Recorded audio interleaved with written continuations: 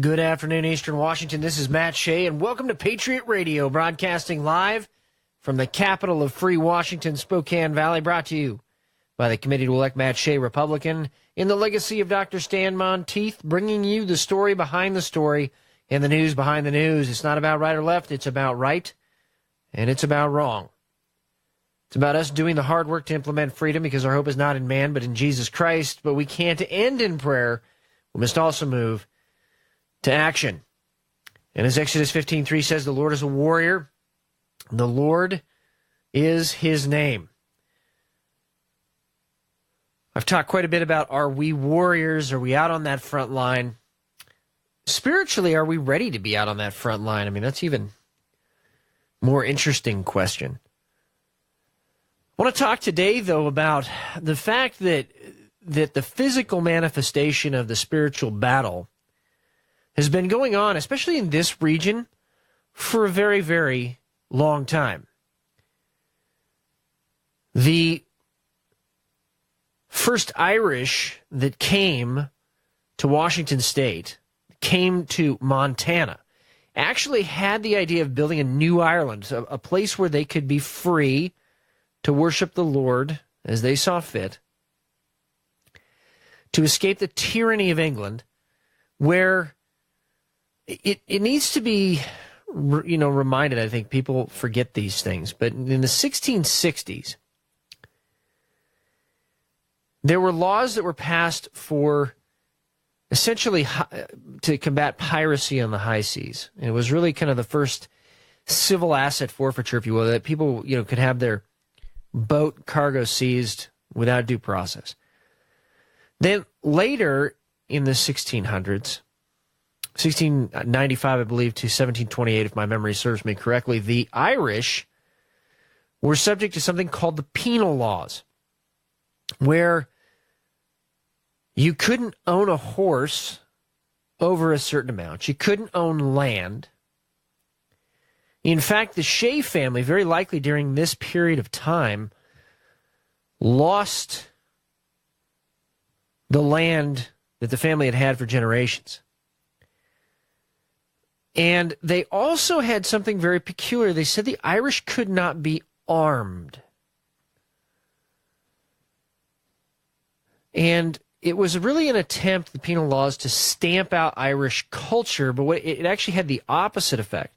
People began to relish their culture, do everything they could to preserve it, but it also highlighted the fact that disarming people leads to tyranny.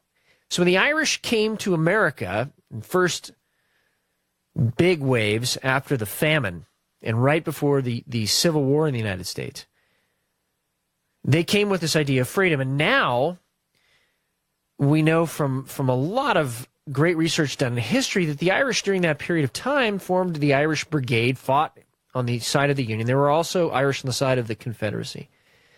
Sometimes they fought against each other, Irish against Irish, instead of fighting the English, which still enslaved their homeland at that time. But it was the first time in generations that they could truly fight with arms. And it emboldened them in respect to freedom. And so when they came to Montana, after the draft riots toward the end of the Civil War in New York, that soured many to the Irish and really led to a lot of a resurgence of anti-Irish sentiment, first showed up as the Know-Nothings before the Civil War. But then after this kind of resurgence after these draft riots, and so a lot of the Irish just said, we're not going to stay in New York, we're just going to head west. And when they came west, they ran into a group of people who believed the same way English nobility believed, that they were self-appointed to watch over the resources of the vast western United States, and that it was their duty to make sure that everybody followed that. And they started a vigilante group, actually, in Virginia City and other places in Montana, and were part of a secret society. And this is actually laid out in a great book called The Immortal Irishmen by Tim Egan. And it's about Thomas Francis Marr, who is kind of one of the heroes of Ireland, the guy that made the tricolor flag. But they had this fight against this entrenched nobility, this self-appointed nobility. Even though they had fled Ireland, they came to the United States, and they still ran into it in the West because they thought they were going to form kind of a new Ireland in the West of the United States. Well, that same self-appointed nobility that they faced then, their ancestors, literally direct ancestors, are who we're facing today. And I hope that we understand that all of the ridiculous attacks that you see in the media, all of the attempt to, organize the left to foment violence and chaos, all of this is not coming from chaos. It's actually very well coordinated. But the point for us as Christians is that these people, these self-appointed aristocracy, is the physical manifestation, at least one part of it, of the spiritual battle that we fight as Christians, because these are the people that want to take away your ability to worship God as you see fit. They want to take away your ability to defend yourself against tyranny. They want to take away your ability to produce wealth with your property so that you can fight back against them. And it's important to put a name on this. I mean, it's very clearly documented historically. And it's also important as Christians to realize, I heard somebody a couple days ago make a fairly uneducated comment. That's putting it nicely. They said, the folks in the media, they're really trying to do the right thing. They're really trying to just get their stories done and get the information out to the public. No, they're not.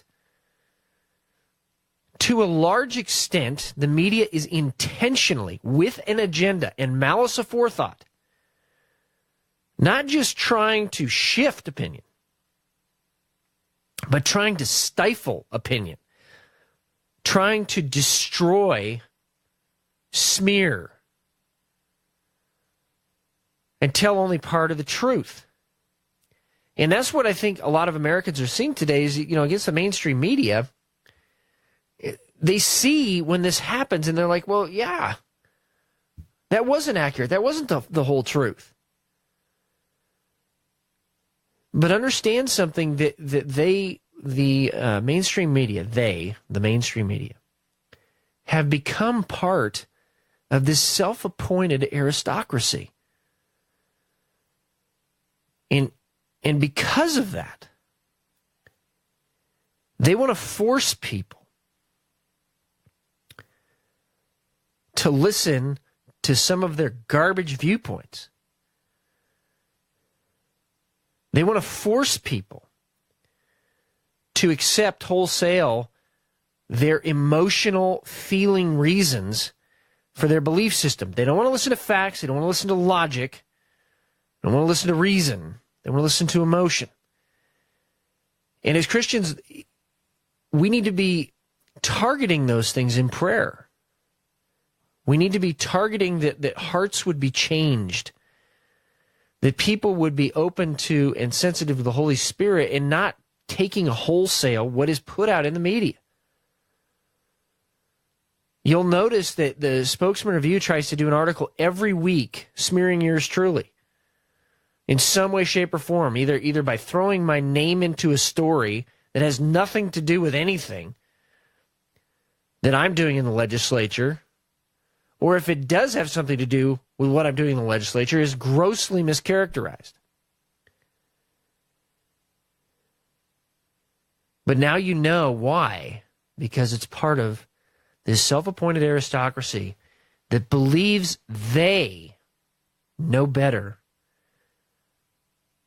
how you should live your lives.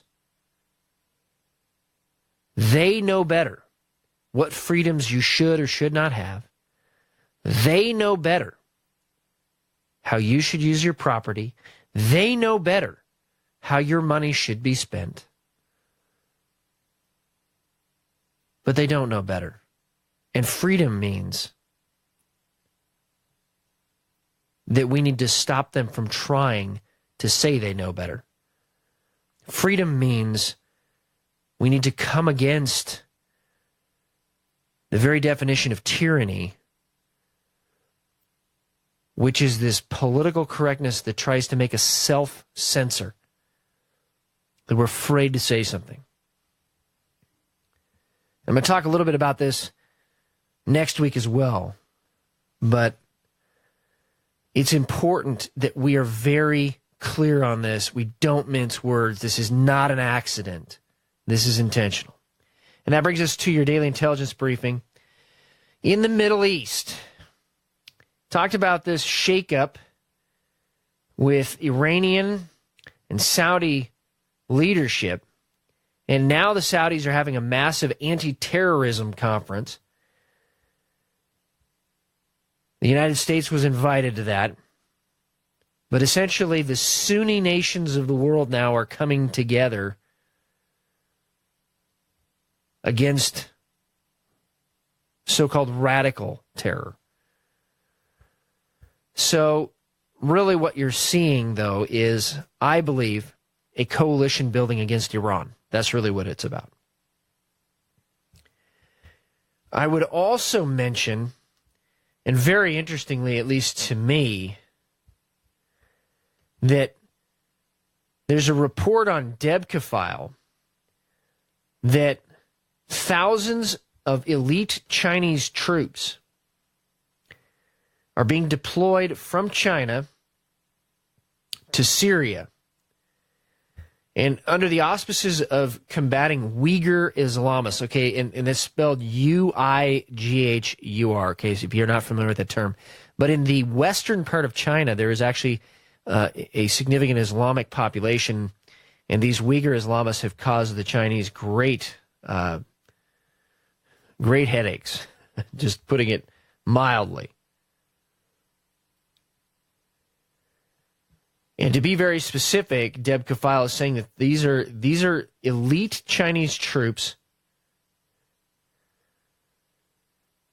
and they're accusing Turkey of fomenting or backing this Uyghur separatist movement and unrest in the western part of China. And since some of these Uyghurs are now in Syria, we got to go get them while they're in Syria. Okay, understand what this means, though. A projection of Chinese force is now happening in the Middle East. That is a significant change. And we all need to pay attention to that, because the armies of the East in the Middle East, perhaps you might be remembering something written in Scripture about that. Also on the international front, the North Koreans launch an ICBM that carried a dummy nuclear warhead. Now, this is again being reported on Debka File, but it hasn't really been talked about in the media in the way it should. It was a 50-minute flight time. Okay, understand what this means. Okay, it flew with only 1,000 miles. It was a 50-minute flight time.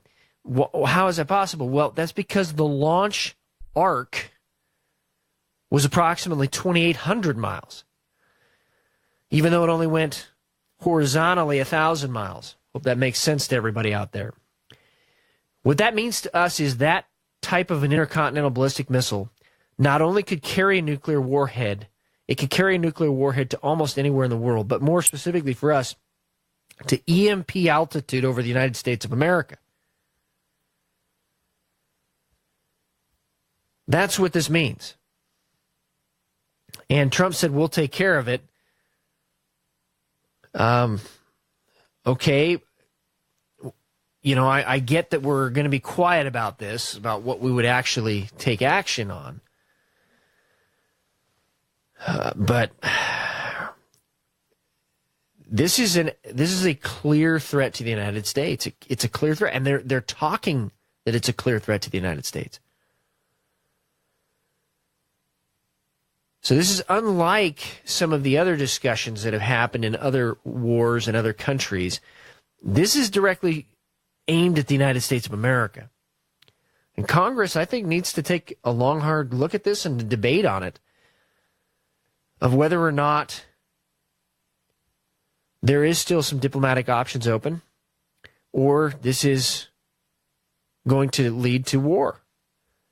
And I'll tell you, it really seems like we are headed for a year coming up that is going to be very challenging. Next on the international front, and probably maybe getting a little bit redundant, but I'm going to keep bringing it up. You know, this Russian spike in radioactive pollution that has drifted over Europe, something obviously happened there. And the Russians are being pretty tight-lipped apparently about it. We need to find out. Also on the international front, Venezuela is in official default, 2,400% inflation, but it's just kind of dropped off the radar screen. I don't know why. What, nobody wants to talk about it? I don't know.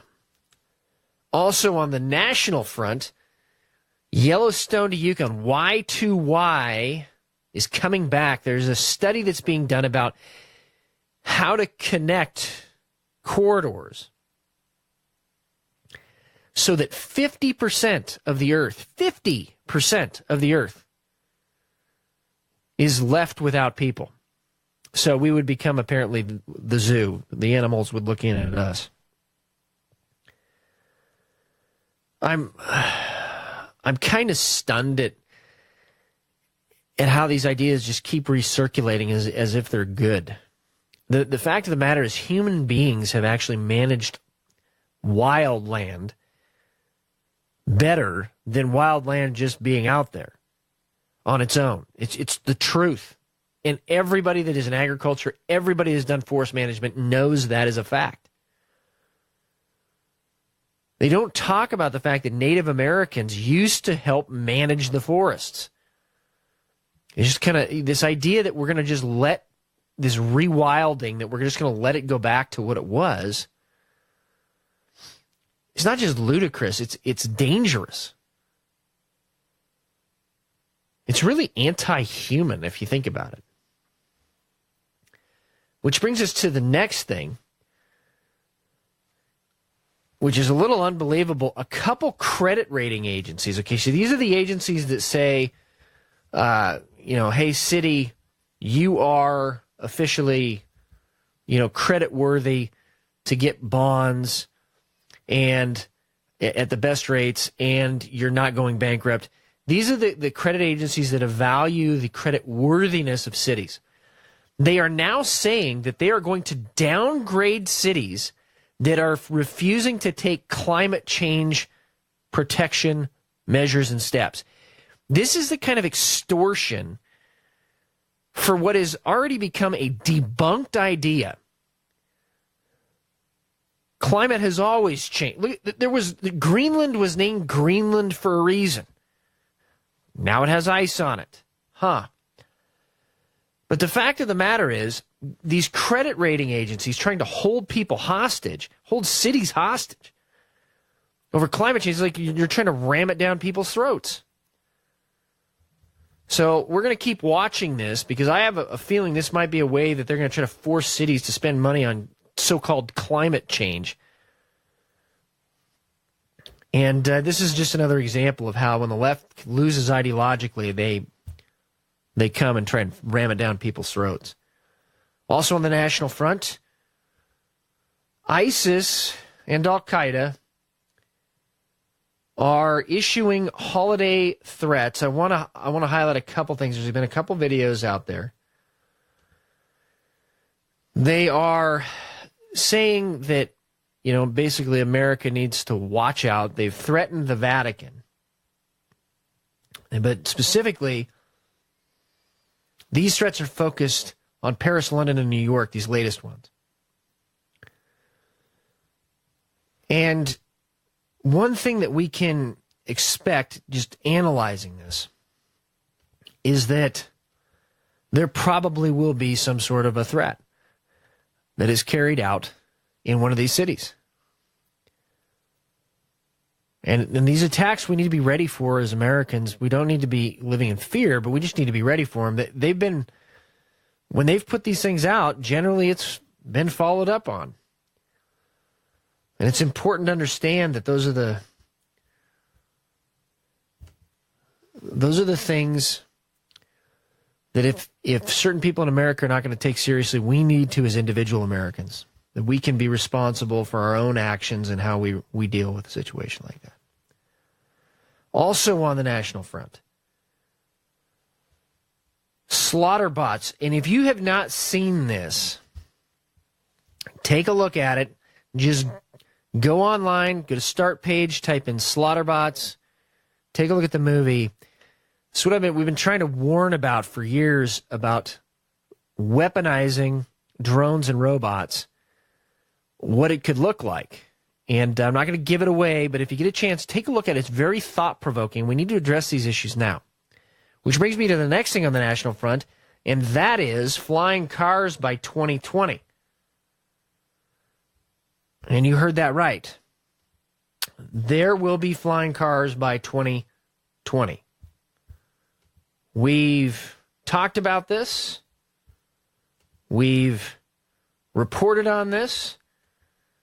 And now England acknowledging this, specifically because a British company has entered the race to have these cars, this is called the Neo X-Craft,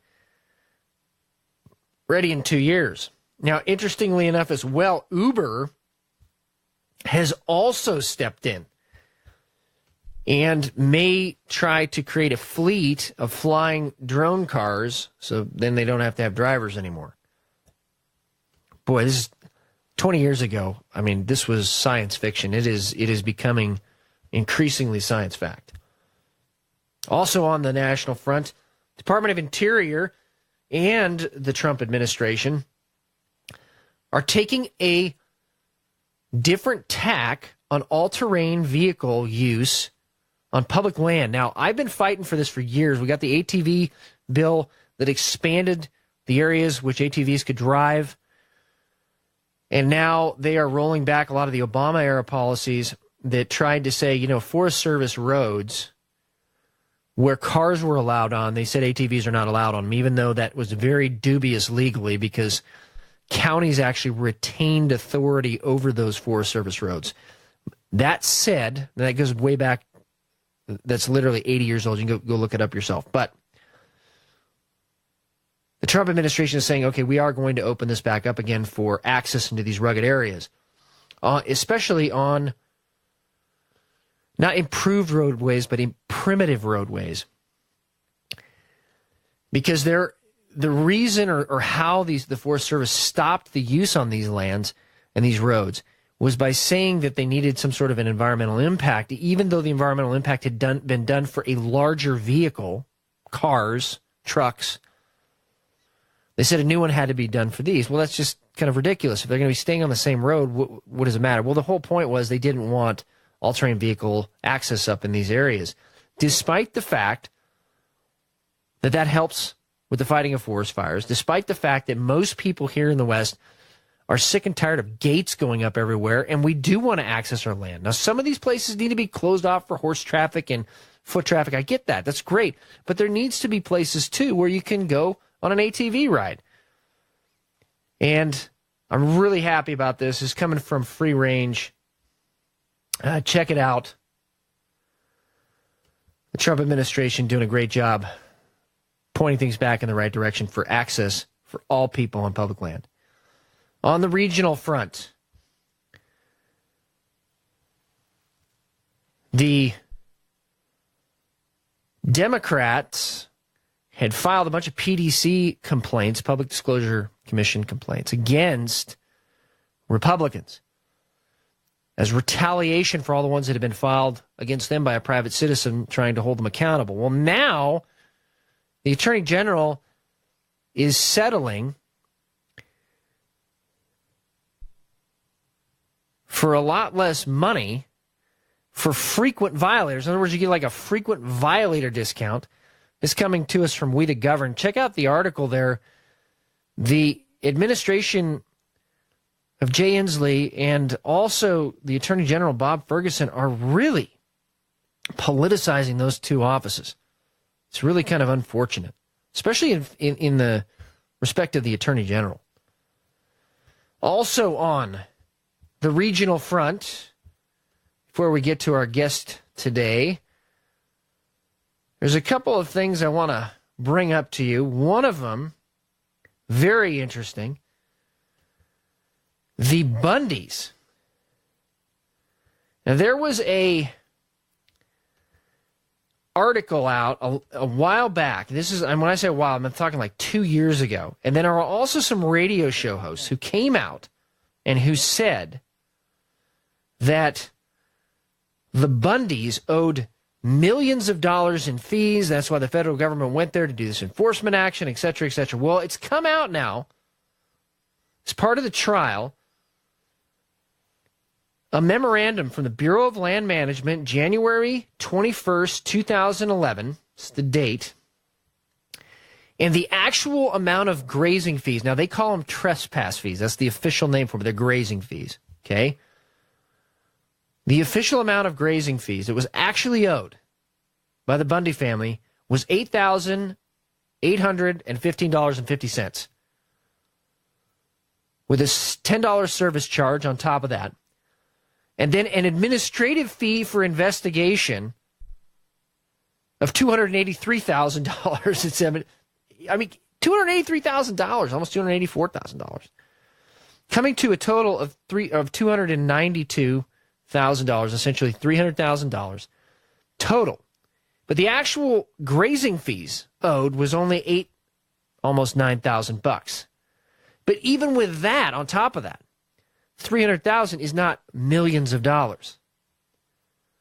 And so that coming out in court really has debunked a lot of the radio show hosts that were out there, a lot. And we were talking about this years ago. Really, they've been debunked now. And they really honestly should come out and apologize for misleading the public, saying that these ranchers were so far in arrears. And also on the regional front, Ammon Bundy, Ryan Payne, also Ryan Bundy earlier, but Ammon Bundy released today in Las Vegas. Now, I want to tell you kind of the inside story here a little bit, what we're hearing.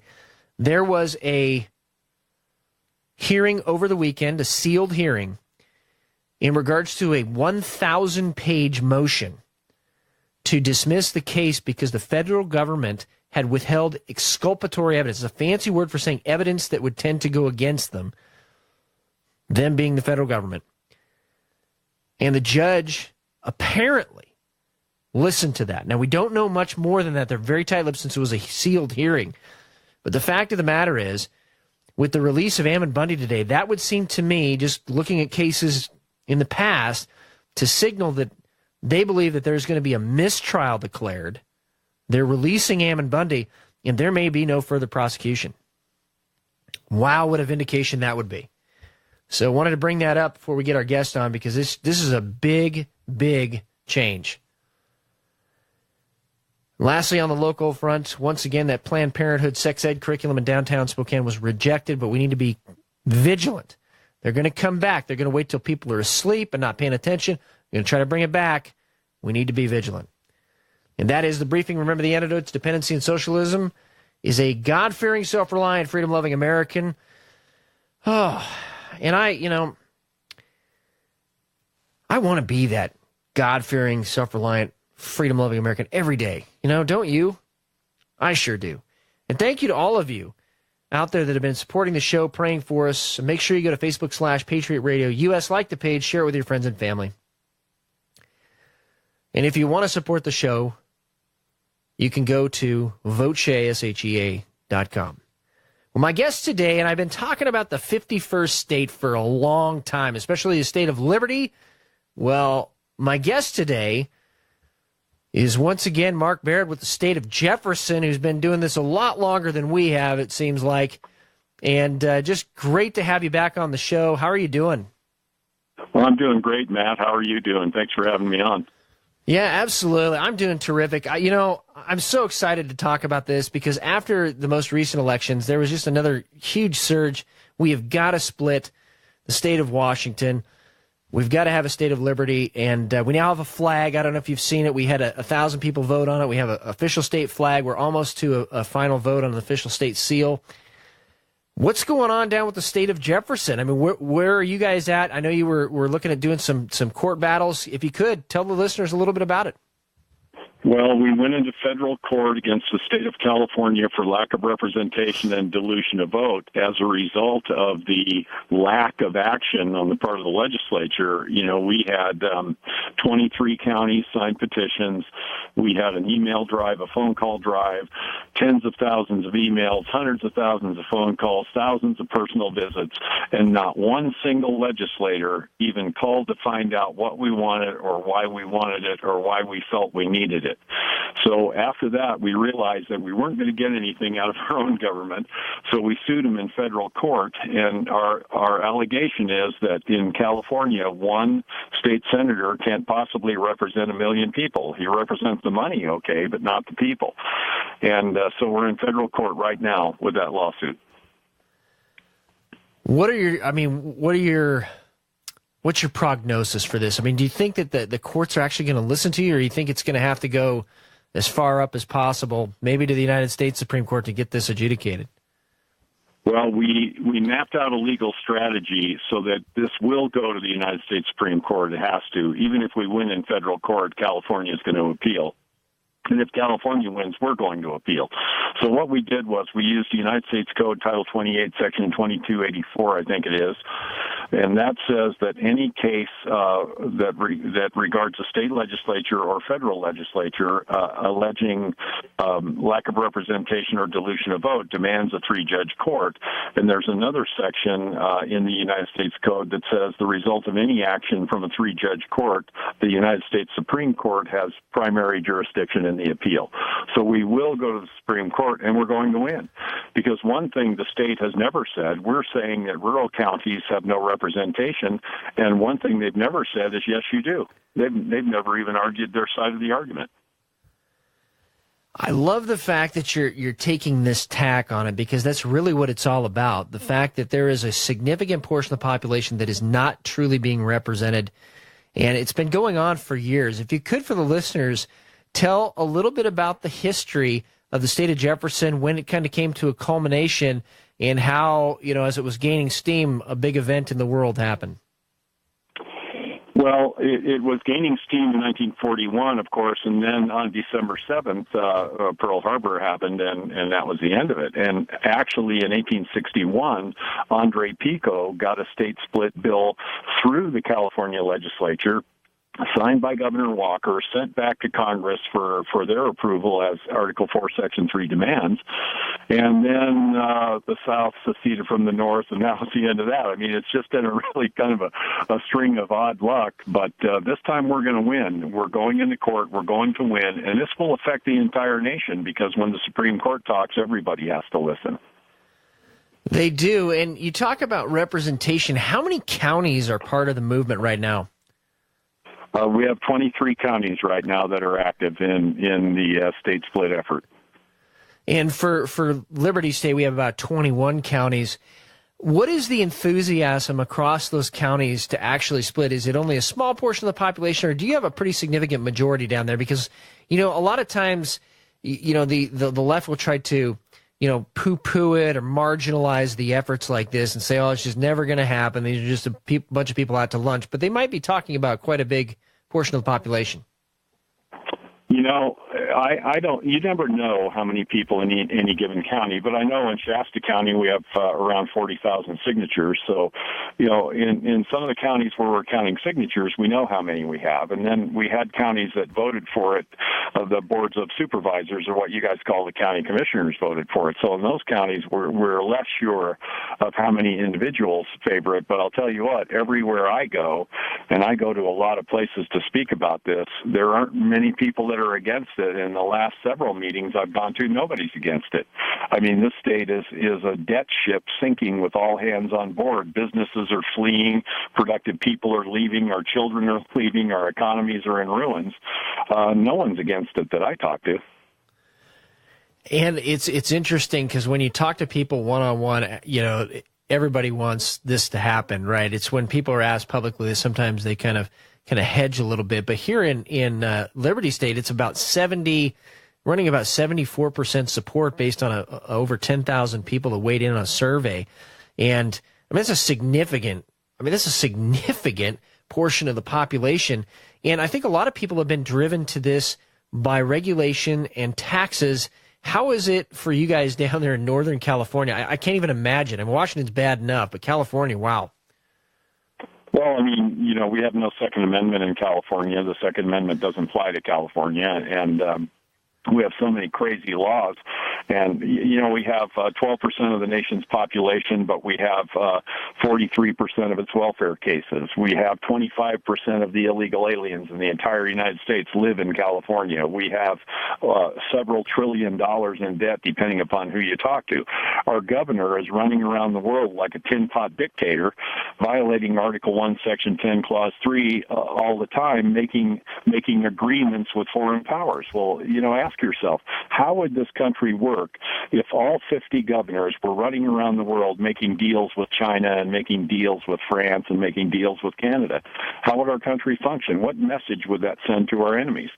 But yet we suffer with that in California every day. We have laws in California that the legislature has exempt itself from, but yet the people are still expected to follow those laws. That's rule by law, not rule of law.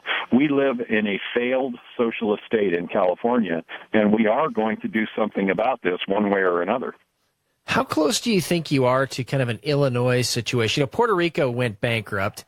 Illinois is bankrupt, but they can't officially say they're bankrupt without an act of Congress. But they are. I talked to a state rep from Illinois, and he said, yeah, well, 100% is going to, 100% of our income is going to pensions. So we are in effect bankrupt. How close are you guys down in California right now? How bad is it? Well, it's kind of funny because you can't get that information out of the state. There is no one place you can go in California's budgetary process to find out who they owe, how much money they're getting, who they're giving the money to, and who they're getting the money from. But I can tell you this, something is wrong because in the legislature, we just raised the gas tax, the highest in the nation, yet our roads are the worst in the nation. Another thing they're looking at now is service tax. Whenever you go to the barber, you're going to have to pay a tax or call a plumber. And the last thing that they're coming up with is something called an equity tax, where it's going to cost you $3 a day because you're so lucky you live in a house that someone handed you, presumably, according to them, and you need to pay for all the homeless problems in California. So for $3 a day that supposedly comes out of this magic thing called the equity in your house, then we can solve all of these other problems. But quite frankly, most of that money goes into the general fund. And every time they smell $50 billion that the taxpayer still has, they just raise the taxes. So until someone says no, they can keep raising taxes. I noticed on your Facebook stuff that there's kind of this, not just a movement is, a bunch of people getting together and being organized about this, but you're actually getting into the political sphere and trying to get folks of like mind into local and state elected office. I mean, how has it been going for you? What is the reception and what are some tips you can give to us up here to help make that happen in our neck of the woods? Because, boy, downtown Seattle is just crushing the rest of the state. Well, they are, and they can because of because of Reynolds versus Sims and Gray versus Sanders and Baker versus Carr. They can do that because the Supreme Court changed the Constitution without the benefit of the amendment process in those three court cases. And our court case is going to overturn all of that. And it's going to suck the money out of the politics, and it's going to restore this state to what we hope will be one assemblyman for 2,500 people and one state senator for 6,000. Now, as you can imagine, in California, we'll have 14,000 assembly people. That should break this government in half, and our other alternative would be form a smaller governmental unit to where it is not beyond you to represent the people who created the government. And what we forget is that people created the government, not the other way around. Government serves people, not the other way around. How have we come to this place where we are subjects to the will of our masters in Salem or in Seattle or in Los Angeles or in San Francisco? We allowed it. And when you form strong county committees, then you have the political organization to elect local officials. That's what we've done in Siskiyou County. We have 4 out of 5 of our commissioners now are real constitutional thinkers, and that's enough. All you need is 3. And we're teaching other counties how to do that, and we have Jefferson people running for office in a lot of counties now.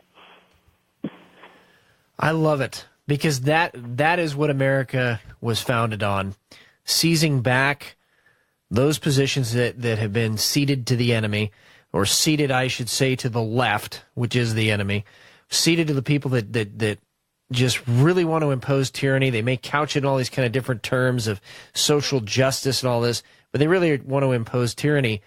I want to shift gears on you a little bit. You know, when we talk about that and you do reach critical mass, how eventually could the state be split? We've had this, you know, I've had some people say, oh, it's unconstitutional to split a state. Clearly, Article 4, Section 3 says otherwise. What is your kind of idea and your plan if you eventually reach that critical mass to split the state? Well, what we hope to achieve in the court case is this. We hope to achieve a settlement that is literally untenable for the state of California. If we achieve the representative ratio that the founding fathers of California not only imagined but instituted and was in process for a couple of decades before the government turned to the people and said, oh, by the way, you're going to have to share now. We're not going to represent all of you. If we achieve that, 1 assemblyman for every 2,500 and 1 state senator for every 6,000, that'll be 14,000 assembly people and 7,000 senators in California. We think that the state will come to us and say, gee, fellas, that ain't happening. What's it going to take to make you go away? And our alternative settlement will be through the legislative process. You have your mono party, vote for an Article 4 state split, and once we've achieved that, we'll drop our lawsuit, and you won't have to have 8,000 assembly people biting each other's heads off in Los Angeles. How do you answer people that would say, you know, the state of Jefferson, because they say this too with Eastern Washington, you know, Eastern Washington would be the poorest state in the country. And I'll mention a few figures. You know, we have about the same population as the entire state of Idaho, and we raise about the same amount of revenue right now, without changing anything, right now, about the same amount of revenue. How do you address that concern that you'd be the poorest state in the entire country? Well, people say that. You know, the 2 biggest objections we get are it can't be done. They don't say why it can't be done or how it can't be done. They just say it can't be done. And they say, what are we going to do without the money that the rich people in the cities give us? And so my answer to that is, number 1, I don't remember one single founding father in 1775 screaming, what are we going to do without the king's money? How will we possibly make it if we have to stand on our own 2 feet? That was not part of that equation. And Samuel Adams said, if you value your money more than your liberty and your safety more than the animating contest of freedom, then crouch down and lick the hand that feeds you. And there was more to it, but you get the point. What we have in Jefferson, and I think what you have in Eastern Washington, is this, and simply this.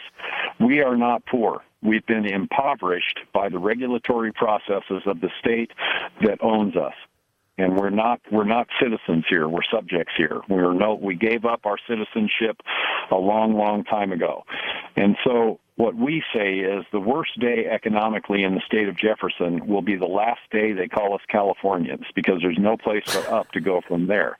Once we're allowed to responsibly use our resources, and once we're allowed to responsibly mine, farm, create wood products, and create renewable energy, which we have the potential for in absolute abundance in rural resource counties, we won't have to worry about the money. In fact, our worst problem is going to be managing growth, because everybody tells us, if you get this done, I'm moving there and I'm moving my family there too. We have people all the time saying, if you get this done, I'm moving my business business there. I think you'd have the same problem. Your problem would be how to manage growth, because as a free state, your population would be a net increase, not a decline.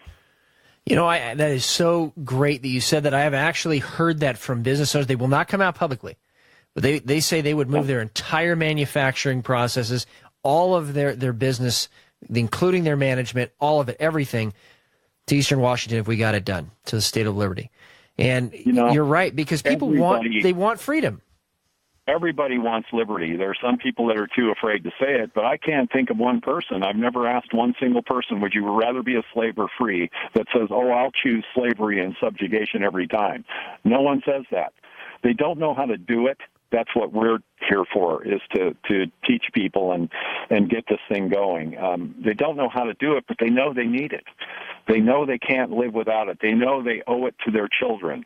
We have one job as citizens: secure liberty for our posterity. How are we doing at that job? And if the answer is not well, then we as the adults of this nation, we have a task in front of us. We do indeed. And it's almost like we're going to have regions of freedom. And they're starting to crop up quite a bit across the country. And I actually saw recently a map on Zero Hedge. I think it was from an English newspaper that showed how Europe has these autonomy movements happening everywhere. It was dozens and dozens and dozens of them. I think this really is the wave of the future, don't you? Kind of this decentralization and protection of freedom at the most local level. Well, I think it is, and I think as people wake up, they're starting to see what they've lost, and they're starting to realize they did it to themselves, and they're the only ones that can fix it. Now, I don't want to sound like Eeyore the donkey.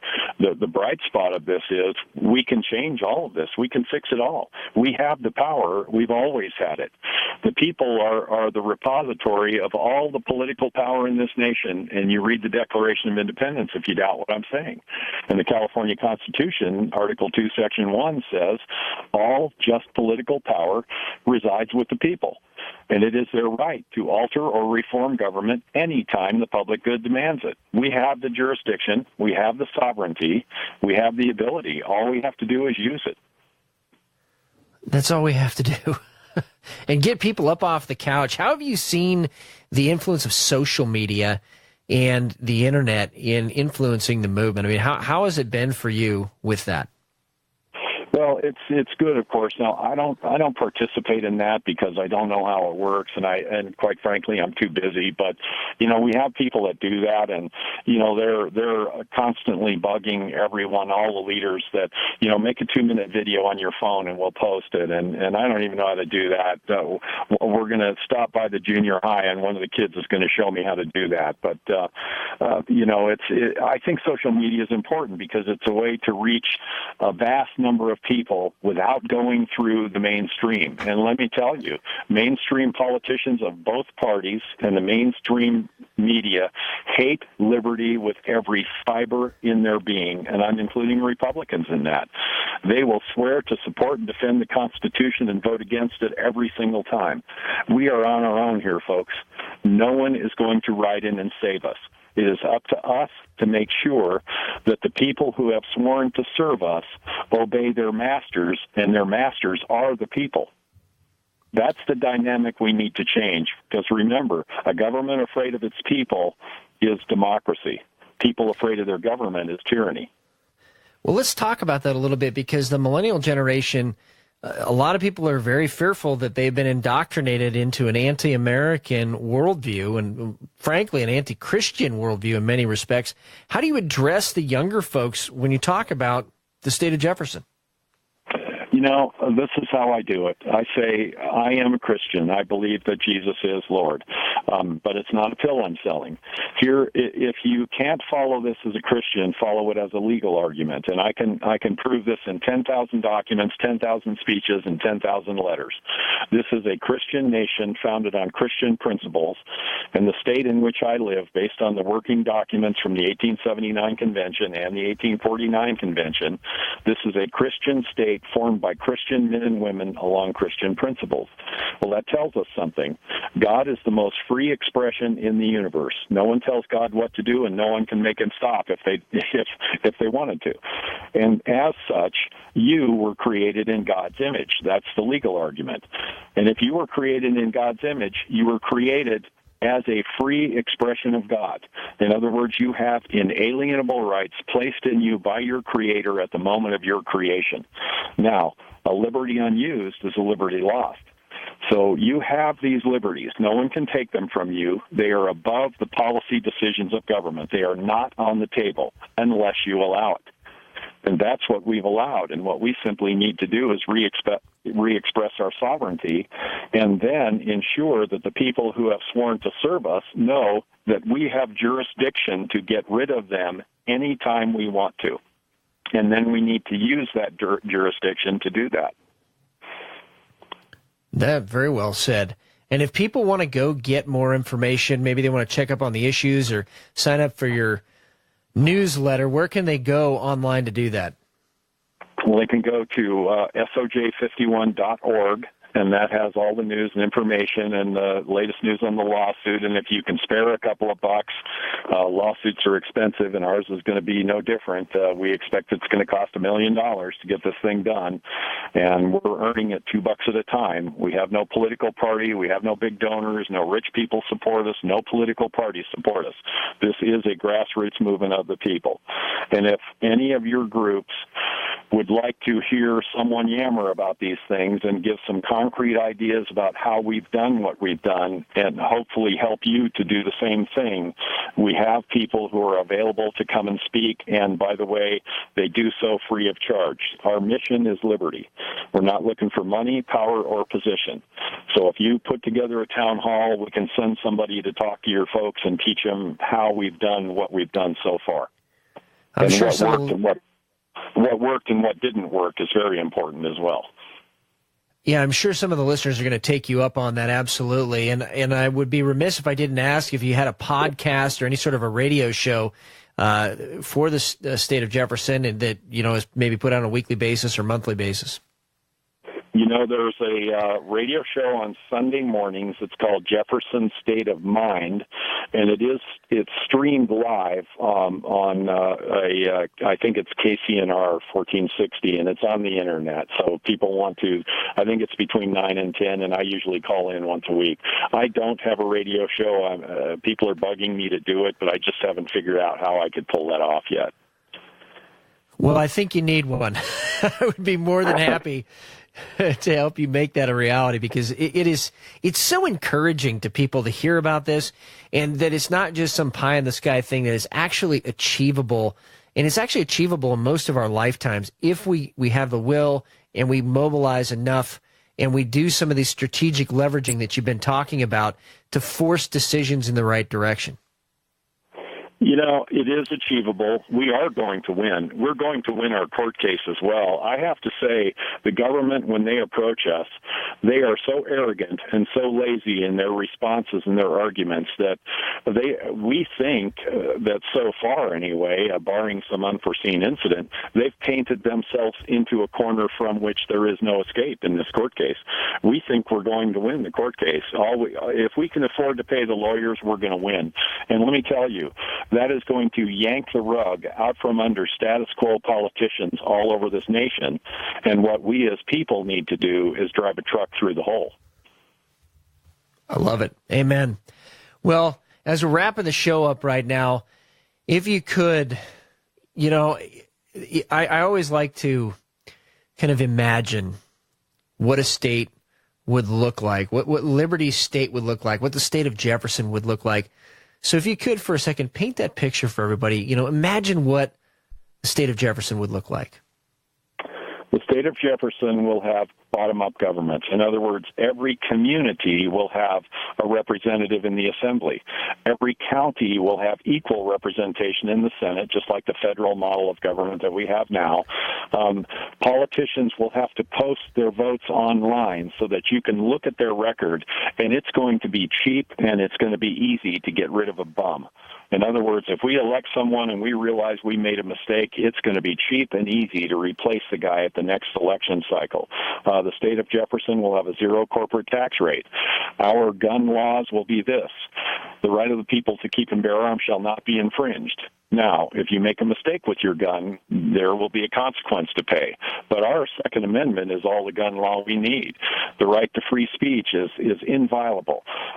We're going to also break the stranglehold that lawyers have on the legal system. You will not have to be a lawyer to be a judge in the state of Jefferson. We're going to reinstitute the justice of the peace system so that people in your community can resolve disputes between neighbors, and it'll be a guy that knows both of you. I mean, those are just some of the ideas that we have. We want a pass-through account where a county, you pay your taxes to the county, and instead of giving the state all the money and then give you back what they think you need to live, you're going to give the state what it needs, keep the rest to run your community. Idea institution. Well, Mark Baird, thank you very much for once again joining me on Patriot Radio. The state of Jefferson, if you guys go first, remember us, and we'll remember you if we go first, okay? Well, what we say is whether it's the state of Liberty or Jefferson, the time has come for 51. Amen. All right, love you guys and what you're doing down there. We'll have you back on again. Lord bless, okay? God bless you, Matt. Bye. All right. If you want to check it out, again, SOJ 51, you can take a look at it online. They've got a great website. They got a bunch of young folks helping them out with the website. It's just beautiful vistas of Northern California and facts about what a new state would look like as compared to being the heel of California right now or under the heel of California right now. And the same thing is here for us here in Liberty State. You know, people say it can't happen. Yes, it can.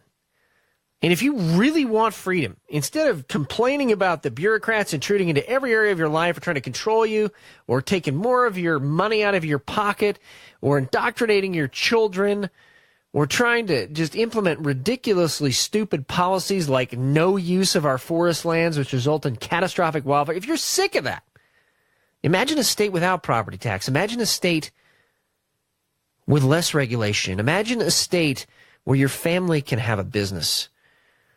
Imagine a state where freedom is protected, not attacked. And if you want that, then join the movement. And again, you can visit State of Jefferson, SOJ 51. You can also visit libertystate.org. Join the movement for freedom. This is Matt Shea. Thank you for joining me on Patriot Radio today. May God bless all of you, and may he make this generation the greatest one.